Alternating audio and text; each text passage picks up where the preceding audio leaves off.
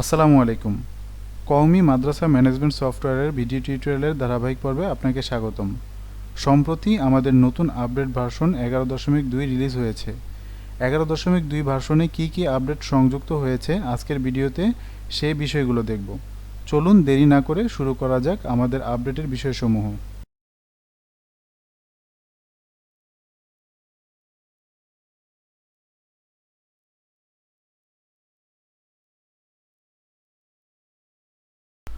আগের ভার্সনগুলোতে মাদ্রাসা management software download করতে গেলে উক্ত সফটওয়্যারের পাশাপাশি বিভিন্ন ফাইল একত্রে ডাউনলোড করে ফন্ট সহ ক্রিস্টাল রিপোর্ট ইনস্টল করতে হতো এবং পরবর্তীতে আপডেট হলে সব ডিলিট করে আবার পুনরায় ডাউনলোড করে ব্যবহার করতে হতো, যা অনেকের জন্য কষ্টকর হতো।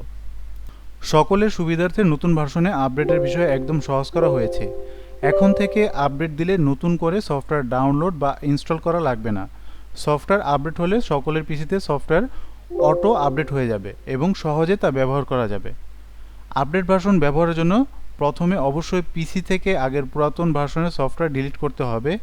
যে লোকেশনে সফটওয়্যারটি রয়েছে প্রত্যেকটা লোকেশন থেকে সফটওয়্যারটি ডিলিট করলে সবচেয়ে বেশি ভালো হবে। নতুন ভার্সন 11.2 ডাউনলোড করার জন্য যে কোনো ব্রাউজার থেকে qmmsoft.com-এ মাদ্রাসার কোড, ইউজার আইডি ও পাসওয়ার্ড দিয়ে লগ ইন করতে হবে। লগ ইন করার পর সফটওয়্যার ডাউনলোড অপশন দেখা যাবে। ডাউনলোড বাটনে ক্লিক করলে সফটওয়্যারটি ডাউনলোড হওয়া শুরু করবে।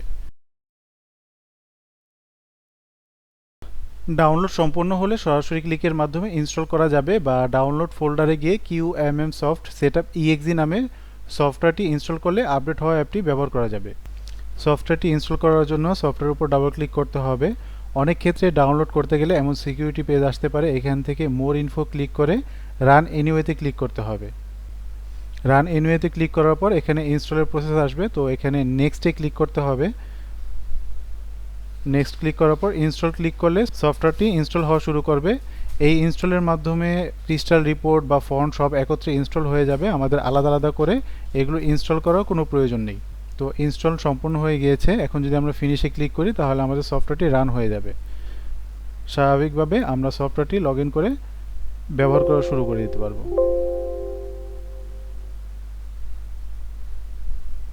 পরবর্তীতে সফটওয়্যার লগ ইন করার জন্য ডেস্কটপে নতুন আইকন দেখা যাবে। এটাই নতুন মাদ্রাসা ম্যানেজমেন্ট সফটওয়্যার আপডেট। এর মাধ্যমে পরবর্তীতে যে কোনো কাজ করার জন্য লগ ইন করতে হবে।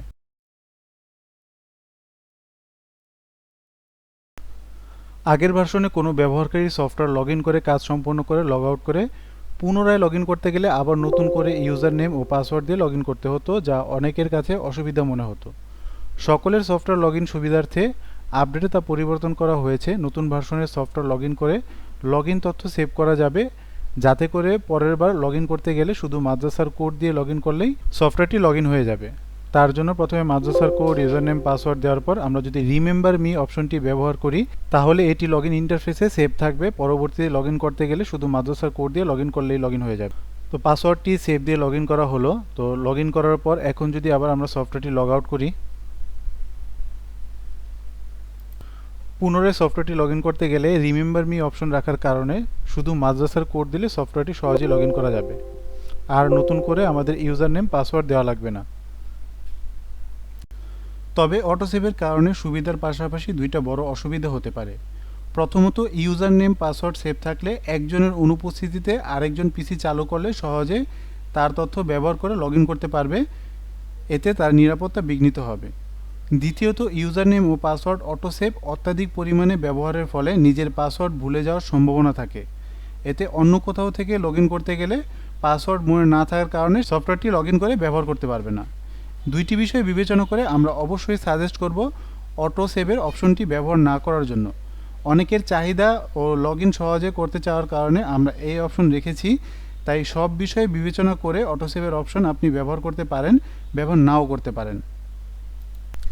এরপর কেউ যদি লগ ইন তথ্য সেভ করে পরবর্তীতে তা বাতিল করতে চায় তাহলে পুনরায় সফটওয়্যারটি লগ ইনের সময় রিমেম্বার মি চেকবক্স থেকে টিক তুলে লগ ইন করলে তা বাতিল হয়ে যাবে এবং পরবর্তীতে যদি সফটওয়্যার লগ ইন করতে চায় তাহলে পুনরায় আবার ইউজার নেম, পাসওয়ার্ড দিয়ে সফটওয়্যারটি লগ ইন করতে হবে। এতে করে সফটওয়্যার নিরাপত্তা কোনোভাবেই বিঘ্নিত হবে না।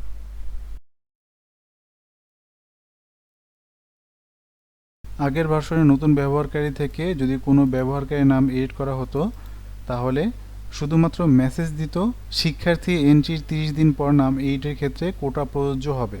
যে কোনো ব্যবহারকারীর জন্য এই মেসেজটি দিত। আর উক্ত শিক্ষার্থীর নাম ঠিক কতদিন আগে এন্ট্রি করা হয়েছে এটা দেখতে হলে তারিখ দেখতে হতো। যেহেতু নতুন নিয়ম করা হয়েছে যে একজন শিক্ষার্থীর নাম এন্ট্রির 30 দিনের মধ্যে যে কোনো শিক্ষার্থীর নাম ফ্রিতে এডিট করা যাবে, তাই সেই ক্ষেত্রে নাম এডিটের ক্ষেত্রে উক্ত শিক্ষার্থীর নাম কতদিন আগে এন্ট্রি করা হয়েছিল তা জানা খুব জরুরি, যা নতুন ভার্সনে করা হয়েছে। নতুন আপডেট ভার্সনে যদি কোনো শিক্ষার্থীর নাম এডিট করা হয় তাহলে এখানে দেখাবে এই শিক্ষার্থীর এন্ট্রি 361 দিন পূর্ব সম্পন্ন হয়, তার ক্ষেত্রে কোটা প্রযোজ্য। অর্থাৎ 30 দিনের বেশি হওয়ার কারণে এই শিক্ষার্থীর জন্য কোটা যে কাটবে তা নির্দিষ্ট করে এই ভার্সনে উল্লেখ করা হয়েছে।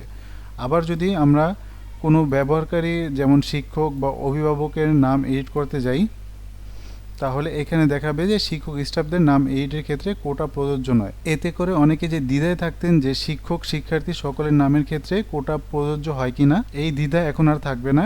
এখন খুব সহজে নিশ্চিন্তভাবে যে কোনো ব্যবহারকারীর নাম এডিট করা যাবে। আগের ভার্সনে যদি শিক্ষার্থী অপশন থেকে শিক্ষার্থী ভর্তি করাকালীন যদি কোনো শিক্ষার্থীর নাম দিয়ে সার্চ করে বের করতে যেতাম সেটা হতো না। অনেক ক্ষেত্রে শিক্ষকগণ শিক্ষার্থীদের আইডি নাম্বার মনে রাখতে পারে না, তো সেক্ষেত্রে তাদের মোবাইল নাম্বার বা নাম দিয়ে তাদেরকে চিনে। আগের ভার্সনে যদি আমরা কোনো শিক্ষার্থীর নাম দিয়ে সার্চ করতে যেতাম তাহলে এখানে কোনো তথ্য দেখাতো না, যেটা নতুন ভার্সনে সংশোধন করা হয়েছে। নতুন আপডেট ভার্সনে যদি আমরা শিক্ষার্থী অপশন থেকে শিক্ষার্থী ভর্তির মাধ্যমে ফিল্টার অপশন থেকে কোনো শিক্ষার্থীর নাম দিয়ে সার্চ করে বের করতে চাই তাহলে খুব সহজে উক্ত শিক্ষার্থী আমরা খুঁজে বের করতে পারবো। এতে করে খুব সহজে আমরা যে কোনো শিক্ষার্থীকে খুঁজে বের করে তাকে ভর্তি করতে পারবো।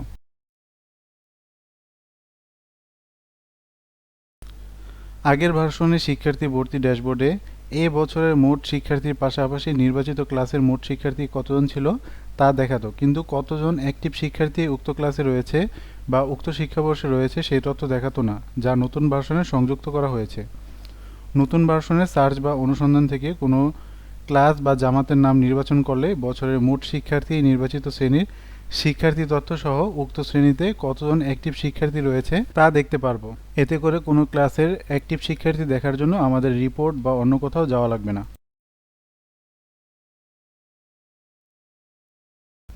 আগের ভার্সনে যদি শিক্ষার্থীর রিপোর্ট থেকে সকল শিক্ষার্থীর পরিসংখ্যান রিপোর্টটি দেখা হতো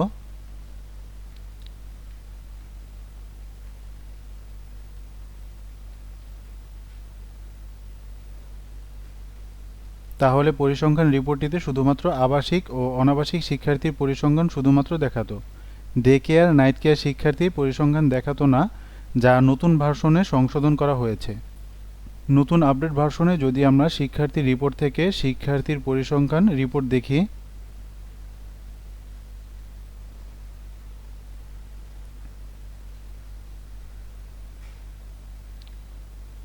তাহলে নতুন পুরাতন সহ আবাসিক অনাবাসিক ডে কেয়ার নাইট কেয়ার সকল শিক্ষার্থীর পরিসংখ্যান আলাদা আলাদাভাবে দেখাবে। এই রিপোর্টটি আমরা মূল ক্লাসের পাশাপাশি যদি সাব ক্লাস ভিত্তিক দেখি তাহলে সাব ক্লাস অনুযায়ী সকল শিক্ষার্থীর পরিসংখ্যান আলাদা আলাদাভাবে বা একত্রভাবে দেখাবে। এছাড়াও শিক্ষার্থীর রিপোর্ট থেকে ছবিসহ ভর্তি রেজিস্টার রিপোর্টটি আপডেট করা হয়েছে। শিক্ষার্থী রিপোর্ট থেকে 18 নং রিপোর্টটি যদি আমরা দেখি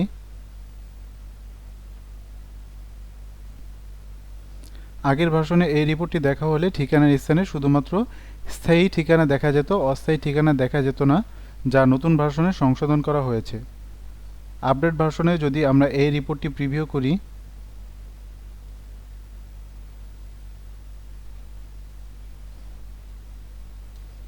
তাহলে এই রিপোর্টটিতে শিক্ষার্থীর স্থায়ী ঠিকানার পাশাপাশি শিক্ষার্থীর অস্থায়ী ঠিকানার তথ্য দেখা যাবে। পরীক্ষা ফলাফল অপশন থেকে পয়েন্ট ভিত্তিক পরীক্ষার মার্কশিটে একাধিক আপডেট সংযুক্ত করা হয়েছে। আগে যদি কোনো শিক্ষাবর্ষের কোনো ক্লাসের পরীক্ষার ফলাফল মার্কশিট দেখার জন্য আমরা প্রিভিউ দিতাম তাহলে পয়েন্ট ভিত্তিক পরীক্ষার মার্কশিটে সর্বোচ্চ 13 বিষয়ের রেজাল্ট শো করত। পরীক্ষা 14 বিষয়ের হলেও সর্বোচ্চ 13 বিষয়ের ফলাফল দেখাতো এবং গ্রেডিং পদ্ধতি নির্দিষ্ট একটি সংখ্যা দ্বারা দেখাতো। এতে করে কত নাম্বার থেকে কত নাম্বার পর্যন্ত কোন গ্রেড বা ডিভিশন তা স্পষ্ট বোঝা যেত না, যা নতুন ভার্সনে সংশোধন করা হয়েছে। নতুন ভার্সনে পয়েন্ট ভিত্তিক ফলাফল মার্কশিটে নির্দিষ্টভাবে পরীক্ষার মানবণ্টন দেখাবে। কত নাম্বার থেকে কত নাম্বারের মধ্যে থাকলে কোন ডিভিশন হবে তা সহজে যে কেউ বুঝতে পারবে। এছাড়াও সর্বোচ্চ কিতাব সংখ্যা 13 থেকে 14 করা হয়েছে। 14 কিতাবে পরীক্ষা হলেও এখন থেকে মার্কশিটে তা দেখা যাবে। এছাড়াও নতুন আপডেটে সম্পূর্ণ ইংরেজি A4 সাইজের মার্কশিট সংযুক্ত করা হয়েছে, যেখানে শিক্ষার্থীর ছবি সহ ইংরেজি মার্কশিট দেখা যাবে। তবে সফটওয়্যারের সকল স্থানে ইংরেজিতে কাজ করতে হবে। ইংরেজিতে কিতাবের নাম এন্ট্রি করতে হবে। শিক্ষার্থীর নাম বাংলার পাশাপাশি ইংরেজিতে রাখা যাবে। ইংরেজিতে এন্ট্রি করার জন্য শিক্ষার্থীর অপশন থেকে ইংরেজি নাম অপশনে যেতে হবে। এখান থেকে শিক্ষার্থীর ইংরেজি নাম যুক্ত করলে ইংরেজি মার্কশিটের নাম ইংরেজিতে শো করবে। ঠিক একইভাবে শিক্ষাবর্ষ, শ্রেণী, পরীক্ষার নাম বাংলার পাশাপাশি ইংরেজিতেও এন্ট্রি করতে হবে, অন্যথায় তথ্যগুলো মিসিং দেখাবে। আর এই সুবিধাটি শুধুমাত্র যারা পয়েন্ট ভিত্তিক পরীক্ষার কাজ করেন তারাই আপাতত পাবেন।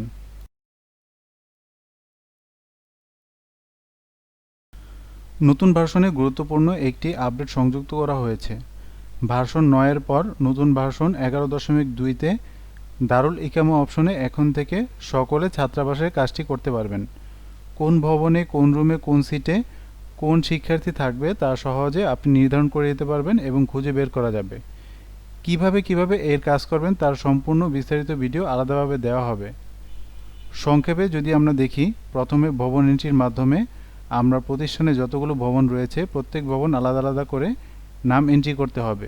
প্রত্যেক ভবনে কয়টি করে ফ্লোর বা তলা রয়েছে তার নাম লিখতে হবে এবং প্রতিটি তলায় কতটি কক্ষ তা উল্লেখ করে সেভ করতে হবে। এখানে কক্ষ সেটিং অপশন পাবেন। কক্ষ সেটিং অপশনের মাধ্যমে কক্ষ সিরিয়াল কিভাবে করতে যাচ্ছেন সে অপশনগুলো আপনার নিজের মতো করে সাজিয়ে নিতে পারবেন। এরপর সিট এন্ট্রির মাধ্যমে আপনার ভবনের কোন কক্ষে কতগুলো সিট বা বেড রয়েছে তা উল্লেখ করে সেভ করতে হবে। এখানে যতগুলো বেড সংখ্যা বা সিট সংখ্যা দিবেন ততগুলো শিক্ষার্থী একটি কক্ষে থাকতে পারবে। ছাত্রাবাসের সিট এন্ট্রি কাজটি শেষ করার পর আমরা সিট বিতরণ অপশনে যাব। সিট বিতরণ অপশনের মাধ্যমে কোন শিক্ষার্থী কোন ভবনের কোন তলায় কোন সিটে থাকবে তা আমরা এখান থেকে খুব সহজে নির্বাচন করে দিতে পারবো। তো আমি এখানে কক্ষ নং নির্বাচন করলাম। কক্ষ নং নির্বাচন করতে আমার এখানে যে 20টা সিট রয়েছে এই 20টা সিট সিরিয়াল বাই সিরিয়াল চলে আসলো। এখন আমরা যেই শিক্ষার্থীকে যে কোনো একটা নির্দিষ্ট সিট দিব ওই শিক্ষার্থীর আইডি নাম্বার দিয়ে এন্টার দিব। এন্টার দেওয়ার পর এখান থেকে যে সিটে তাকে দিব ওই সিটে কলম বাটনে ক্লিক করব। কলম বাটনে ক্লিক করার পর আমরা সেভ দিলে ওই আসনটি তার জন্য নির্ধারিত হয়ে যাবে। এভাবে আমরা সকল শিক্ষার্থীর জন্য প্রত্যেকটা আসন আমরা ভাগ করে দিতে পারবো এবং পরবর্তীতে ছাত্রাবাস রিপোর্টের মাধ্যমে আমরা সকল রিপোর্ট দেখতে পারবো। আগের ভার্সনে অ্যাকাউন্টিং অপশনের শিক্ষার্থী ফি গ্রহণ থেকে কোনো শিক্ষার্থী ফি গ্রহণ করার সময় যদি গ্রহণকৃত ফি শূন্য রেখে সেভ দেওয়া হতো, অর্থাৎ আমরা যদি কোনো শিক্ষার্থীর ভর্তি ফি, মাসিক ফি সহ যে কোনো ফি গ্রহণ করার সময় বর্তমান জমার ঘরে ফি এর পরিমাণ শূন্য দিয়ে সেভ করতে চাই, তাহলে এখানে নো রেকর্ড ফাউন্ড অপশন দেওয়ার পরও এই পরিমাণটা অ্যাড করা যেত। অ্যাড করার পর আমরা যদি অ্যাকাউন্ট টাইপ নির্বাচন করার পর গ্রহণকারী নির্বাচন করে সেভ দিলে মানি নট অ্যাকসেপ্টেড দেওয়ার পরও এটা ফাঁকা একটা ভাউচার তৈরি হয়ে যেত, যা অ্যাকাউন্টিংয়ের জন্য সমস্যার কারণ হয়ে যেত। নতুন আপডেট ভার্সনে তা সংশোধন করা হয়েছে। এখন থেকে আমরা যদি কোনো শিক্ষার্থীর ফি গ্রহণ করার সময় গ্রহণকৃত ফি শূন্য রেখে জমা দিতে চাই, তাহলে এখানে দেখাবে জমার পরিমাণ দেওয়া হয়নি এবং এটা অ্যাড করাও যাবে না এবং সেভ করাও যাবে না। যতক্ষণ পর্যন্ত না আমরা গৃহীত ফি কোনো নির্দিষ্ট পরিমাণ টাকা গ্রহণ না করছি ততক্ষণ পর্যন্ত এটা সেভ দেওয়া যাবে না। এতে করে সফটওয়্যারের ফাঁকা ভাউচারজনিত কোনো সমস্যাই হবে না। আগের ভার্সনে শিক্ষার্থীদের মাসিক বকেয়া অপশনে গেলে রিপোর্টের ধরনের শুধুমাত্র 2 ধরনের রিপোর্ট দেখাতো এবং বকেয়া দেখতে গেলে অ্যাক্টিভ ও ইনঅ্যাক্টিভ সকলের বকেয়া একসাথে দেখাতো, যেটা অনেকের জন্য অসুবিধার কারণ ছিল। নতুন ভার্সনে এই সমস্যাগুলো সমাধান করা হয়েছে। আগের রিপোর্টের পাশাপাশি নতুন করে আরও 4টি রিপোর্ট সংযুক্ত করা হয়েছে, যাতে করে সকলে আরও স্পষ্টভাবে বকেয়াগুলো দেখতে পারে। এখানে 3 নং রিপোর্ট খাতভিত্তিক জামাত আলাদা বা একত্রে, খাতসহ জামাত আলাদা বা একত্রে দেখা যাবে। আমরা যদি 3 নম্বর রিপোর্টে দেখি খাতভিত্তিক আলাদা জামাত, এখানে শিক্ষাবর্ষ নির্বাচন করা হলো। শিক্ষাবর্ষ নির্বাচন করার পর জামাত নির্বাচন করতে হবে। জামাত নির্বাচন করার পর এখানে কোন মাস থেকে কোন মাসের বকেয়া দেখতে যাচ্ছি নির্বাচন করার পর এখানে ফির নাম দেখাবে। এখান থেকে আমরা নির্দিষ্ট যে খাতে বকেয়া দেখতে যাচ্ছি ওই খাতটি নির্বাচন করার পর আমরা যদি জামাত ভিত্তিক বিস্তারিত রিপোর্ট দেখি, তাহলে আমার নির্দিষ্ট জামাতে উক্ত খাতে কার কার বকেয়া রয়েছে এবং কত টাকা বকেয়া রয়েছে সেই বিষয়ে রিপোর্ট আমরা দেখতে পারবো। এখানে আমরা মাসিক বেতন নির্বাচন করে শুধুমাত্র আমার মাসিক বেতনে যে বকেয়া রয়েছে এটা আমার চলে আসলো। আবার যদি আমি খাবার ফি নির্বাচন করে সেভ দিই, তাহলে আমার শুধুমাত্র খাবার ফির বকেয়াটাই দেখাবে। 4 নং রিপোর্টে এটা আমরা সকল জামাত একত্রে দেখতে পারবো। এখানে প্রত্যেকটা জামাতের কার কার মাসিক বেতন বাবদ বকেয়া রয়েছে এই রিপোর্টটি আমরা সহজেই দেখতে পারবো। এরপর আমরা পরের রিপোর্ট খাত সহ জামাত আলাদা আলাদাভাবে যদি দেখি, তাহলে আমার প্রত্যেকটা আলাদা আলাদা জামাতের খাতভিত্তিক যে বকেয়ার পরিমাণগুলো রয়েছে তা চলে আসবে। যেমন একজন শিক্ষার্থীর কয়েকটা খাতে বকেয়া থাকতে পারে, কোন কোন খাতে তার বকেয়া রয়েছে তা স্পষ্টভাবে এখানে আলাদা আলাদাভাবে দেখাবে।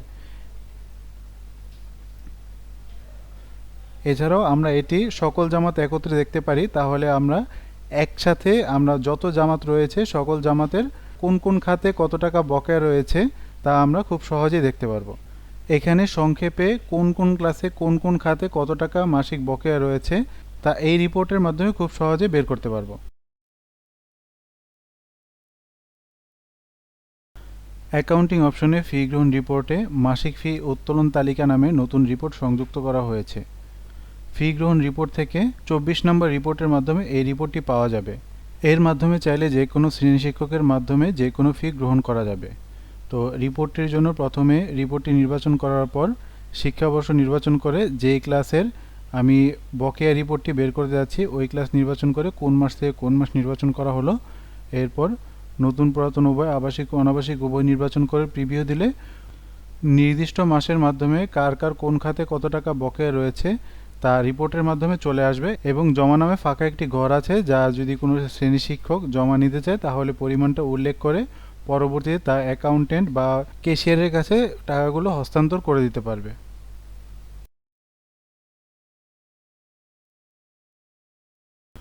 আগের ভার্সনে অ্যাকাউন্টিং থেকে ফি গ্রহণ রিপোর্ট একটু অগোছালোভাবে ছিল, একই ধরনের রিপোর্ট ভিন্ন ভিন্ন স্থানে ছিল, যার ফলে রিপোর্টগুলো পেতে সময় লাগতো।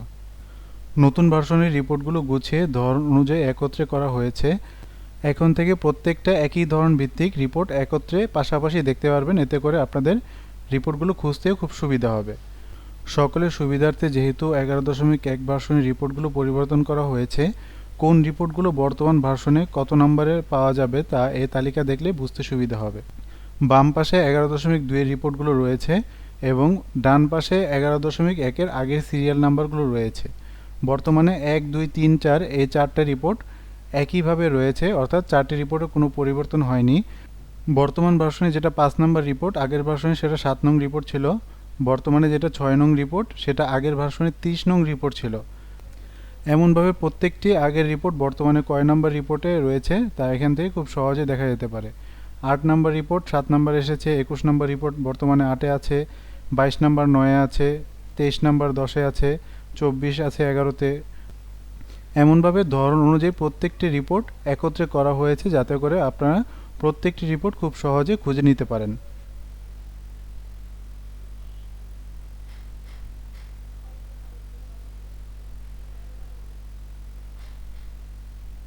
এখানে 24 ও 25 দুইটা রিপোর্ট নতুন করে সংযুক্ত করা হয়েছে। এছাড়াও অন্যান্য যে সকল রিপোর্ট যে নম্বরে রয়েছে তা এখান থেকে আপনারা খুব সহজে দেখে নিতে পারেন।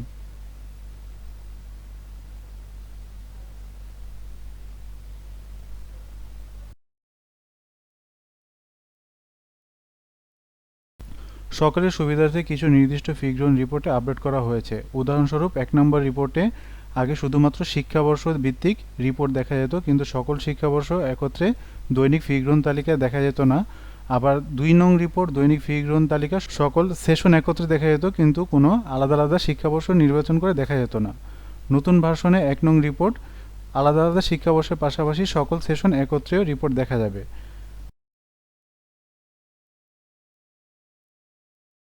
সফটওয়্যারের আগের ভার্সনগুলোতে একটি বড় সমস্যা ছিল, যদি কোনো রিপোর্টে কোনো সংখ্যার ডিজিট নির্দিষ্ট সংখ্যার চাইতে বড় হতো তাহলে সে সংখ্যা না দেখিয়ে সংখ্যার পরিবর্তে প্রত্যেকটা জায়গায় হ্যাশ হ্যাশ আসতো। আমরা যদি একটি রিপোর্ট প্রিভিউ দিই তাহলে এখানে দেখতে পাচ্ছি সর্বশেষ সংখ্যাটি ৮ সংখ্যার বড় হওয়ার কারণে এখানে হ্যাশ আসছে। এতে করে অনেক রিপোর্ট অসম্পূর্ণ দেখাতো। বর্তমান ভার্সনে সে সমস্যার সমাধান করা হয়েছে। এখন থেকে যদি কোনো রিপোর্টে নির্দিষ্ট সংখ্যার চাইতে বড় সংখ্যা হয় তাহলে নির্দিষ্ট সংখ্যাটাই এখানে দেখাবে, আগের মতো হ্যাশ আসবে না। এতে করে প্রত্যেকটা রিপোর্টই সুন্দরভাবে আপনারা দেখতে পারবেন।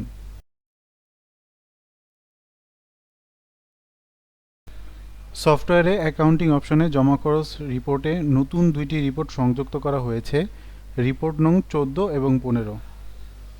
14 নং রিপোর্টে আলাদা পেমেন্ট মাধ্যম ভিত্তিক বিস্তারিত তালিকা নামে রিপোর্ট সংযুক্ত করা হয়েছে, যার মাধ্যমে কোন পেমেন্ট মাধ্যম ব্যবহার করে কোন কোন তারিখে কত টাকা একজন ব্যবহারকারী আয় ব্যয় করেছে তা পাওয়া যাবে। নির্ধারিত তারিখ দেওয়ার পর প্রিভিউ দিলে কোন পেমেন্ট মাধ্যম ব্যবহার করে কোন লেজার থেকে কত টাকা আয় ব্যয় করা হয়েছে তা বিস্তারিতভাবে এই রিপোর্টের মাধ্যমে দেখা যাবে। এই বিস্তারিত তথ্য যদি আমরা সংক্ষিপ্ত আকারে দেখতে চাই তাহলে আমরা 15 নম্বর রিপোর্টটি দেখব। পেমেন্ট ধরন নির্বাচন করার পর নির্দিষ্ট তারিখ দিয়ে প্রিভিউ দিলে রিপোর্টটি সংক্ষেপে চলে আসবে, যেখানে আমরা দেখতে পারবো কোন কোন লেজারের মাধ্যমে আমরা কত টাকা জমা এবং কত টাকা খরচ করার পর আমার কাছে উদ্ধৃত কত রয়েছে। ক্যাশের পাশাপাশি ব্যাংকের তথ্য বা মোবাইল ব্যাংকের তথ্য এই রিপোর্টের মাধ্যমে খুব সহজেই পাওয়া যাবে। নতুন আপডেটের দান অনুদান গ্রহণে ফিল্টারিং অপশনে আপডেট সংযুক্ত করা হয়েছে। দান অনুদান অপশনে এখন থেকে আইডি, নাম, মোবাইল নাম্বারের পাশাপাশি রসিদ নং সার্চ করার মাধ্যমে কোনো তথ্য সহজেই খোঁজা যাবে। এই জন্য ফিল্টার অপশন থেকে রসিদ নির্বাচন করার পর আমরা যদি কোনো নির্দিষ্ট রসিদ নাম্বার খুঁজে বের করতে চাই তাহলে রসিদ নাম্বারটি দিব। সার্চ বক্সে রসিদ নাম্বার দিলে উক্ত রসিদটি চলে আসবে, এতে করে কোনো রসিদের তথ্য আরও সহজে এবং দ্রুত পাওয়া যাবে। হাজিরা মেশিন ব্যবহারকারীদের জন্য সুখবর। এখন থেকে হাজিরা মেশিনের মাধ্যমে গ্রহণের পর মূল সফটওয়্যার ব্যবহার করে হাজিরা রিপোর্ট সহজে পাওয়া যাবে। হাজিরা রিপোর্টের জন্য নতুন করে আলাদা সফটওয়্যার লগ ইন করার কোনো প্রয়োজন নেই। আগামীতে ম্যানুয়াল হাজিরার কাজ করা হবে, এতে করে মেশিন ব্যবহার না করে সফটওয়্যার হাজিরা নেওয়া যাবে। হাজিরা রিপোর্ট দেখার জন্য যে কোনো রিপোর্ট নির্বাচন করে প্রয়োজনীয় তথ্য দেওয়ার পর মাসের নাম নির্বাচন করে প্রিভিউ দিলে উক্ত মাসের মেশিন হতে প্রাপ্ত হাজিরার তথ্য রিপোর্টটি দেখতে পারবো। এই রিপোর্ট থেকে শিক্ষার্থীর উপস্থিতি, অনুপস্থিতি ও ছুটির তথ্য সহজেই দেখতে পারবো আমরা। এছাড়াও 2 নং রিপোর্টের মাধ্যমে দৈনিক হাজিরার বিস্তারিত তথ্য যে কেউ দেখতে পারবে। সকল শিক্ষার্থী একত্রে বা সকল শিক্ষার্থী আলাদা নির্বাচন করার পর চেক ইন বা চেক আউট যে কোনো মাধ্যম নির্বাচন করে প্রিভিউ দিলে এখানে একজন শিক্ষার্থী এক্স্যাক্টলি কখন সে এসেছে বা কখন সে বের হয়েছে তার সঠিক সময়টা এখানে নির্দেশ করবে। এছাড়াও বিভিন্ন রিপোর্টের মাধ্যমে অনুপস্থিতি তালিকা, পরিসংখ্যান সহ বিভিন্ন রিপোর্টের মাধ্যমে এই তথ্যগুলো খুব সহজে সফটওয়্যারের মাধ্যমে দেখা যাবে। মাদ্রাসা ম্যানেজমেন্ট মূল সফটওয়্যারের পাশাপাশি হাজিরা সফটওয়্যার কার্যক্রম সহজ করার জন্য একাধিক আপডেট সংযুক্ত করা হয়েছে। তার মধ্যে অন্যতম আপডেট হচ্ছে কার্ড রিডার ব্যবহার করে হাজিরা মেশিনে কার্ড নাম্বার ট্রান্সফার। আগের ভার্সনে হাজিরা মেশিনে একটা একটা আইডি কার্ড সার্চ করে কার্ড রিড করানো অনেক কষ্টসাধ্য ও সময় সাপেক্ষ ছিল। বর্তমান আপডেটের ফলে কার্ড সহজে মেশিনে ট্রান্সফার করা যাবে। এর জন্য তালিকা তৈরি অপশন থেকে ধরন শিক্ষাবর্ষ নির্বাচন করে ব্যবহারকারীদের তালিকা তৈরি করতে হবে। কার্ড রিডার ডিভাইস কম্পিউটারের সাথে কানেক্ট করে নির্দিষ্ট শিক্ষার্থীর কার্ড নাম্বারের ঘরে কার্সর রেখে মেশিনের সামনে কার্ড ধরলে কার্ডগুলো এন্ট্রি হয়ে যাবে। আমাদের নতুন করে মেশিনে কার্ডগুলো পাঞ্চ করার কোনো প্রয়োজন নেই। কার্ডগুলো মেশিনে ট্রান্সফার করার জন্য ফর আপলোড অপশনে গেলে যাদের তালিকা তৈরি করা হয়েছে তাদের তথ্য দেখাবে। যাদের কার্ড রিডারের মাধ্যমে এন্ট্রি করা আছে তাদের তথ্য দেখানোর পাশাপাশি যাদের কার্ড নাম্বার এন্ট্রি হয়নি তাদের তথ্য দেখাবে। তো এখানে শুধু কার্ড পাঞ্চ তালিকা নির্বাচন করলে যাদের যাদের কার্ড পাঞ্চ করা হয়েছে তাদের তালিকাটা শর্ট হয়ে যাবে। সফটওয়্যারের সাথে মেশিনটি কানেক্ট করার পর আপলোড ডাটা টু ডিভাইসে ক্লিক করলে কার্ড নাম্বার সহ শিক্ষার্থী তথ্য মেশিনে আপলোড হয়ে যাবে। নতুন করে মেশিনে কার্ডের তথ্য দেওয়া লাগবে না। আগের ভার্সনগুলোতে হাজিরা মেশিনে হাজিরা তথ্য ভুল হলে ম্যানুয়ালি সংশোধন করা যেত না বা রিপোর্ট দেখে সাপ্তাহিক ছুটি, অনুপস্থিতি আলাদা আলাদা করা যেত না। নতুন ভার্সনে এই সমস্যাগুলো আপডেট করা হয়েছে। এখন থেকে সফটওয়্যারের মাধ্যমে ম্যানুয়ালি হাজিরা তথ্য আপডেট করা যাবে। এর জন্য টাইম অ্যাটেন্ডেন্স থেকে দিন ও ছুটি অপশনে যেতে হবে। সাল নির্বাচন করে, মাসের নাম নির্বাচন করে, ইউজার ধরন নির্বাচন করে, শিক্ষাবর্ষ নির্বাচন করে ক্লাসের নাম নির্বাচন করতে হবে। ক্লাসের নাম নির্বাচন করার সাথে সাথে উক্ত ক্লাসের সকল তথ্য চলে আসবে। এখান থেকে হাজিরার যে কোনো তথ্য হাতে আপডেট করা যাবে। তার জন্য যে তারিখে আমরা হাজিরা আপডেটটা করব ওই তারিখের যে কোনো একটি ঘরে নির্বাচন করব। নির্বাচন করার পর আমরা যদি মাউসের রাইট বাটনে ক্লিক করি তাহলে আমাকে অনেকগুলো অপশন দিবে। তার মধ্যে leave, holiday, weekend off, cancel, present নামে অপশন রয়েছে। কোনো শিক্ষার্থী যদি ছুটি নেয় তাহলে ওই তারিখে তার ঘরে লিভ নির্বাচন করলে সে তারিখে ছুটি নিয়েছে তা বোঝা যাবে। হলিডের মাধ্যমে প্রাতিষ্ঠানিক বন্ধ বোঝানো হয়েছে। প্রতিষ্ঠান যদি কোনো বন্ধ, যেমন পরীক্ষাকালীন বন্ধ, ঈদ ছুটির মতো কোনো ছুটি দেয় তাহলে হলিডে নির্বাচন করলে উক্ত কলামে সকল ঘরে হলিডে নির্বাচিত হবে। উইকেন্ড অফের মাধ্যমে সাপ্তাহিক বন্ধ বোঝানো হয়েছে, যেমন শুক্রবার প্রতিষ্ঠানে সাপ্তাহিক বন্ধ থাকে, এমনভাবে সাপ্তাহিক যে যে তারিখে বন্ধ হয় সে তারিখ নির্বাচন করে উইকেন্ড অফ সিলেক্ট করলে রিপোর্টে ওই দিন আলাদা করে সাপ্তাহিক বন্ধ দেওয়া হয়েছে তা বোঝা যাবে। ক্যান্সেল এর মাধ্যমে কোনো ভুল তথ্য সংশোধন করা যাবে। যদি ভুলে কারো প্রেজেন্ট হয়ে যায় বা কোনো কলামে ভুলে ছুটি দেখানো হয় তাহলে ক্যান্সেলের মাধ্যমে উক্ত ভুলগুলো সংশোধন করা যাবে খুব সহজেই। এছাড়া সর্বশেষ অপশন প্রেজেন্টের মাধ্যমে কোনো শিক্ষার্থীর এককভাবে হাজিরা দেওয়া যাবে। যদি ভুলে কোনো কারণে হাজিরা মেশিনে তার হাজিরাটি না আসে তাহলে ম্যানুয়ালিভাবে তার হাজিরাটা এখান থেকে দেওয়া যাবে। বন্ধ ও ছুটির সকল কাজ আপডেট করার পর এরপরে আমরা যদি রিপোর্ট থেকে মাসিক রিপোর্টটি দেখি, মাসভিত্তিক হাজিরা খাতা, শিক্ষার্থী, শিক্ষাবর্ষ, ক্লাস নির্বাচন করার পর মাসের নাম নির্বাচন করে প্রিভিউ দিলে সম্পূর্ণ মাসের হাজিরা রিপোর্ট দেখা যাবে। এখান থেকে দেখা যাবে কোন শিক্ষার্থীর কতদিন উপস্থিতি, কতদিন অনুপস্থিতি, কতদিন ছুটি নিয়েছে বা কোন কোন তারিখে প্রাতিষ্ঠানিক ছুটি বা সাপ্তাহিক ছুটি। এখানে যদি আমি আরও একদিন প্রাতিষ্ঠানিক ছুটি নির্বাচন করি তাহলে আমি যে তারিখে প্রাতিষ্ঠানিক ছুটি নির্বাচন করব ওই তারিখে যে কোনো একটি ঘর নির্বাচন করে হলিডে নির্বাচন করলে ওই কলামের সবগুলো ঘরে এইচ সিম্বল দেখাবে, যার ফলে রিপোর্টের মাধ্যমে ওই তারিখে সকল ঘরের প্রাতিষ্ঠানিক ছুটির চিহ্ন দেখাবে।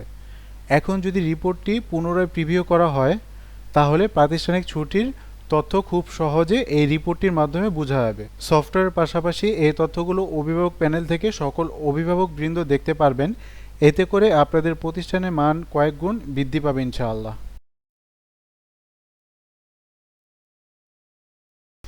হাজিরা সফটওয়্যারের আগের ভার্সনে যদি শিক্ষার্থীর হাজিরা রিপোর্ট দেখা হতো তাহলে শিক্ষার্থীর ভর্তি সিরিয়াল অনুযায়ী হাজিরা রিপোর্টে দেখাতো না, অর্থাৎ মূল সফটওয়্যার রিপোর্টে একরকম সিরিয়ালে দেখাতো এবং হাজিরা সফটওয়্যারে আইডি ছোট থেকে বড় অনুযায়ী দেখাতো। এর ফলে সফটওয়্যারের কোনো রিপোর্টের সিরিয়ালের সাথে হাজিরা রিপোর্ট সিরিয়ালের মিল থাকতো না। আমি যদি আরও ভালো উদাহরণস্বরূপ দেখাই, এখানে আমরা মূল সফটওয়্যারে দেখতে পাচ্ছি একজন শিক্ষার্থীর আইডি নাম্বার শুরু হয়েছে 260008 থেকে, কিন্তু আমার হাজিরা সফটওয়্যারে দেখা যাচ্ছে 260007 সিরিয়াল থেকে, অর্থাৎ এই মূল সফটওয়্যারের সাথে হাজিরা সফটওয়্যার সিরিয়ালে কোনো মিল নেই, যা নতুন ভার্সনে এর পরিবর্তন করা হয়েছে। এখন থেকে হাজিরার সকল রিপোর্টে ভর্তি সিরিয়াল অনুযায়ী শিক্ষার্থী সিরিয়াল দেখাবে, অর্থাৎ শিক্ষার্থী যেই সিরিয়ালে তার ভর্তি তথ্য রয়েছে ওই একই সিরিয়ালে শিক্ষার্থীর হাজিরা তথ্যগুলো সফটওয়্যারে শো করবে। এতে করে সফটওয়্যার সকল রিপোর্টে শিক্ষার্থীর সিরিয়াল ঠিক থাকবে। নতুন আপডেটে বেফাক বোর্ডের নিবন্ধন আপডেট করা হয়েছে।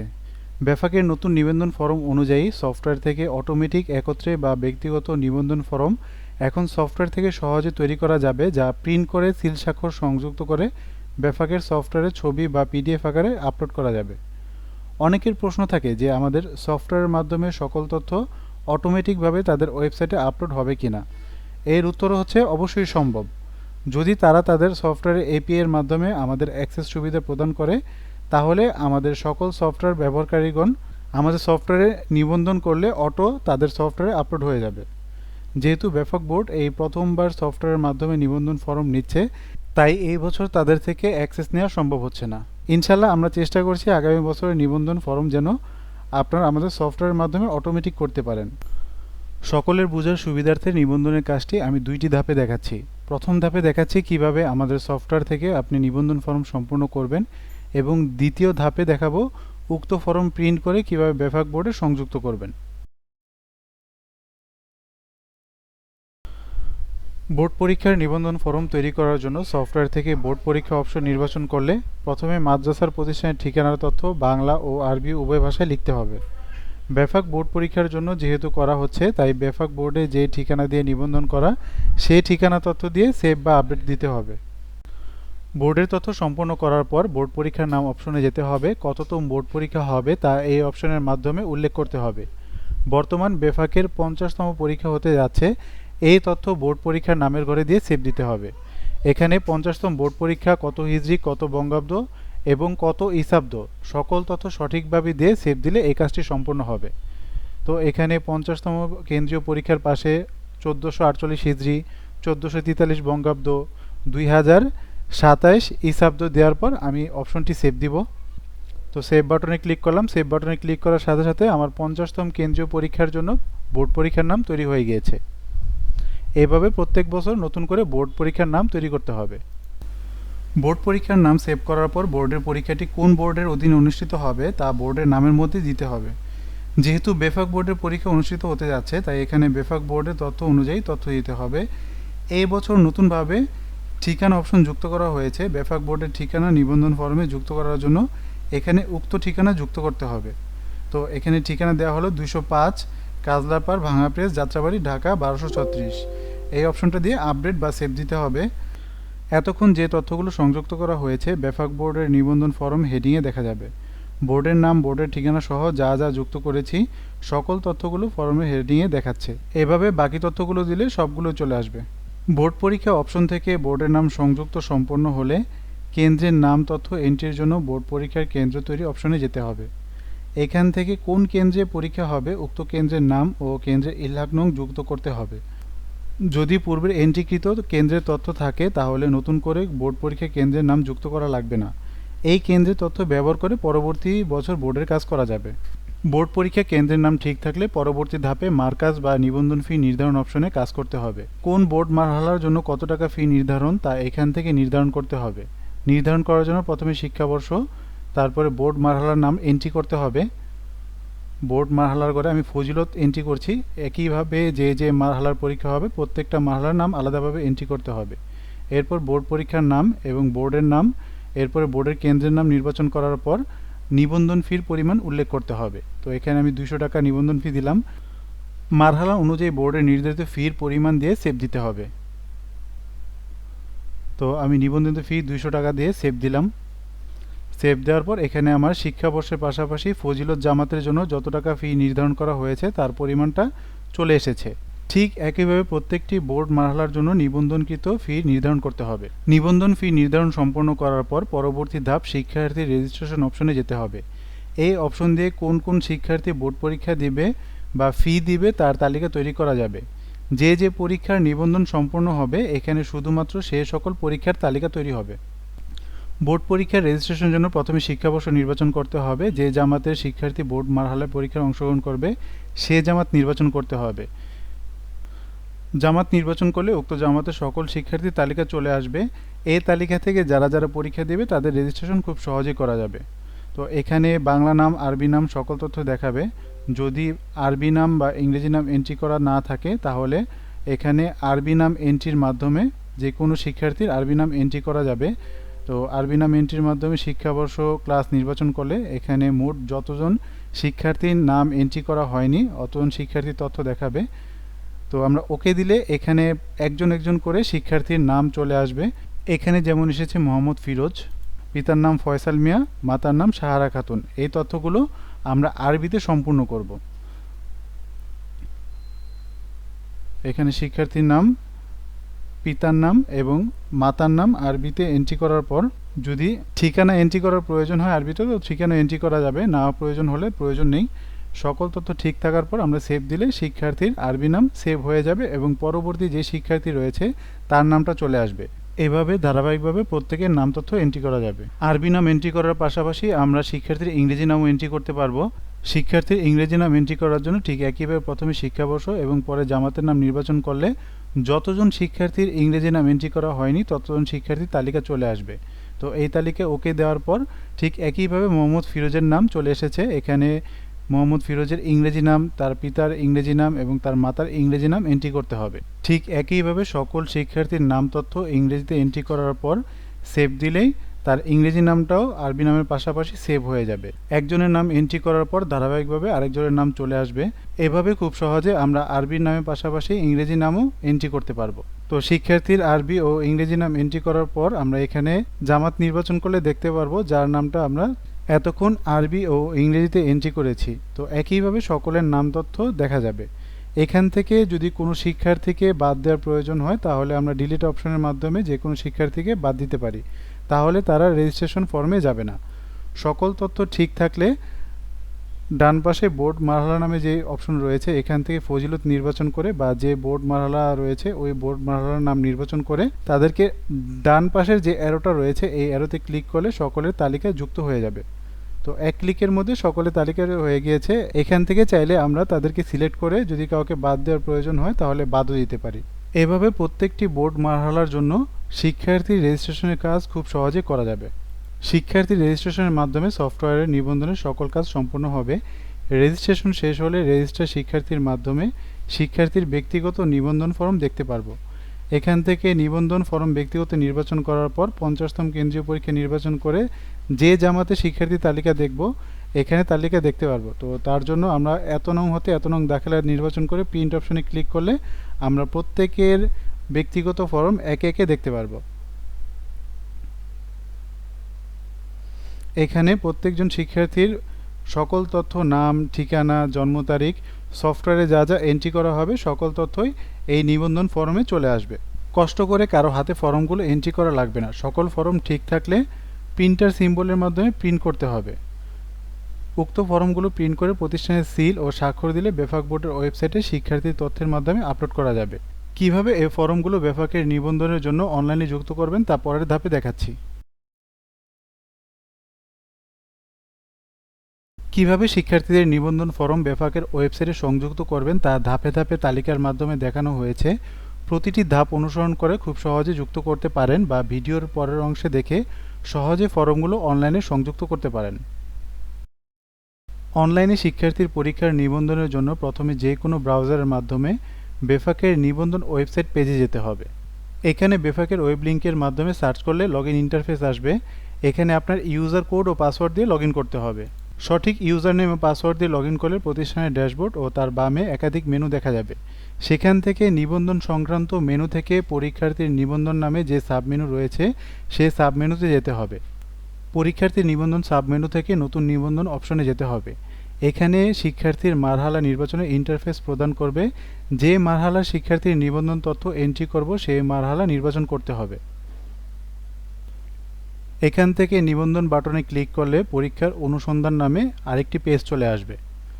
এখানে যদি কোনো শিক্ষার্থীর বিগত বছরের তথ্য থাকে তাহলে উক্ত শিক্ষার্থীর বোর্ড রেজিস্ট্রেশন নাম্বার এবং রোল নাম্বার দিয়ে আপনি তার তথ্য নিয়ে আসতে পারেন। পরীক্ষার সন, রোল নাম্বার ও রেজিস্ট্রেশন নাম্বার দেওয়ার পর অনুসন্ধান করণে ক্লিক করলে তার বিগত সনের এন্ট্রিকৃত তথ্যগুলো চলে আসবে। তার তথ্য নতুন করে এন্ট্রি করা লাগবে না। সকল তথ্য যাচাই বাছাই করে সকল তথ্য যদি ঠিক থাকে তাহলে নিবন্ধন করণে ক্লিক করতে হবে। এতে করে তার সকল তথ্যগুলো প্রদর্শিত হবে। নতুন পরীক্ষার্থীর জন্য নতুন পরীক্ষার্থীর নিবন্ধনে ক্লিক করার পর পরীক্ষার্থীর নিবন্ধন ফর্ম চলে আসবে। বর্তমান বছরের জন্য শুধুমাত্র সফটওয়্যার থেকে কপি করে তথ্যগুলো ওয়েব পেজে পেস্ট করতে পারেন। ইনশাআল্লাহ আগামী বছর থেকে আমরা এটা অটো করার চেষ্টা করব।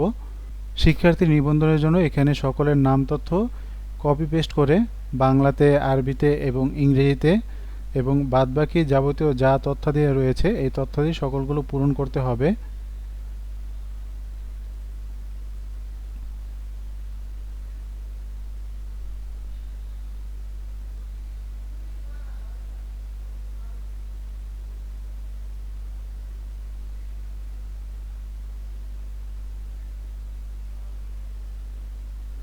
সকল তথ্য পূরণ করার পর পরবর্তী অপশনে গেলে এখানে অপশনাল বিষয় নির্বাচন করার সুযোগ দিবে। এখানে সানাবিয়া উলিয়ার ছাত্রী এবং মুতাওয়াসিতা ও ইবতেদাইয়ার ছাত্রদের ক্ষেত্রে অপশনাল বিষয় নির্বাচনের ধাপ আসবে। এখান থেকে ঐচ্ছিক বা অপশনাল বিষয়গুলো নির্বাচন করতে হবে। অপশনাল বিষয়গুলো নির্বাচন করার পর পরবর্তী বাটনের মাধ্যমে পরবর্তী ধাপে যেতে হবে। পরবর্তী অপশনে গেলে ডকুমেন্ট সংযুক্তি অপশন দেখাবে। এখান থেকে প্রয়োজনীয় ডকুমেন্টগুলো সংযুক্ত করতে হবে। ডকুমেন্ট যেমন সদ্য তোলা পাসপোর্ট সাইজের ছবি, জাতীয় পরিচয়পত্রের কপি এবং ব্যক্তিগত নিবন্ধন ফর্ম অ্যাটাচ করে সাবমিট করতে হবে। ব্যক্তিগত ফর্ম বলতে আমাদের সফটওয়্যার থেকে প্রদত্ত যে ফর্মটি আপনারা প্রিন্ট করবেন উক্ত ফর্মটি এখানে সাবমিট করতে হবে। অ্যাটাচকৃত সকল ফাইল সঠিকভাবে সংযুক্ত করার পর নিচে একটি মেসেজ আসবে, আমি নিশ্চিত করছি যে প্রদত্ত সকল তথ্য ও ডকুমেন্ট সঠিক অপশনে টিক দিয়ে পরবর্তী ধাপে যেতে হবে। এই ধাপে এন্ট্রিকৃত সকল তথ্য এক নজরে দেখার জন্য ইন্টারফেস প্রদর্শন করবে। কোনো তথ্য সংশোধন করতে হলে প্রতিটি তথ্যের পাশে থাকা সংশোধন করুন অপশনের মাধ্যমে প্রয়োজনীয় তথ্য সংশোধন করে নিতে হবে। সব তথ্য ঠিকঠাক থাকলে সংরক্ষণ করুন বাটনে ক্লিক করে বেফাকের নিয়ম অনুযায়ী বাকি কাজ সম্পন্ন করার মাধ্যমে নিবন্ধন শেষ করা যাবে। এভাবে আমাদের সফটওয়্যার থেকে নিবন্ধন ফর্ম ডাউনলোড করে সহজে বেফাকের অনলাইন নিবন্ধন সম্পন্ন করতে পারেন। আজকের ভিডিও এ পর্যন্তই। পরবর্তী আপডেটের ভিডিও দেখার আমন্ত্রণ জানিয়ে এখানেই শেষ করছি। আল্লাহ হাফেজ।